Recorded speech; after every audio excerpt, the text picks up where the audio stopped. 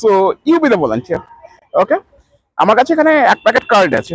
ম্যাজিশিয়ানরা card magic দেখাতে খুব পছন্দ করে এবং আমিও খুব পছন্দ করি। সো এটা একটা স্পেশাল কার্ড ডেক।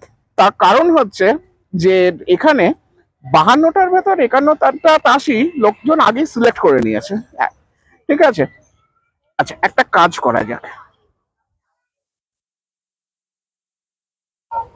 ম্যাডাম, আপনি জাস্ট একটা কার্ডের উপরে টাচ করুন, যে কোনো একটা জাস্ট টাচ করুন। Which one? The ace of diamonds? You want that? Fine. আমি একটা কাজ করছি, কাট আমি মিক্স করেছি, ঠিক আছে, কাট করে।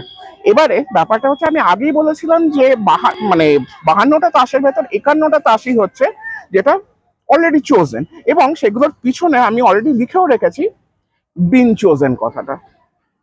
রাইট, মানে এইটা লোকে আগেই চুজ করে নিয়েছে, এটাও চুজ করেছে, এটাও চুজ করেছে,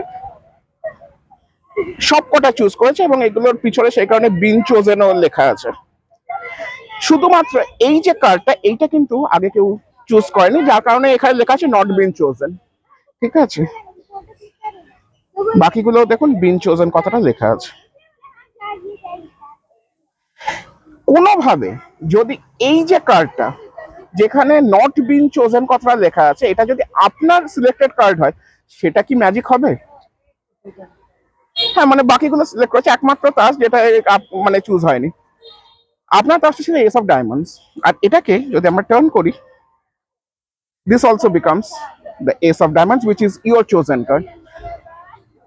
এখানে কিন্তু একটা সমস্যা আছে ম্যাডাম, আপনার হাতটা একটু দেবেন। This card has now been chosen just like the others, তাই তো? সেই কারণে যদি আমি জাস্ট এটাকে নিয়ে আপনার হাতে একটু রাব করি, কিছু ফিল করবেন? টার্ন করুন, this card has also now been chosen.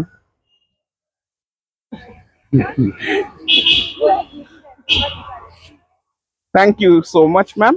Thank you.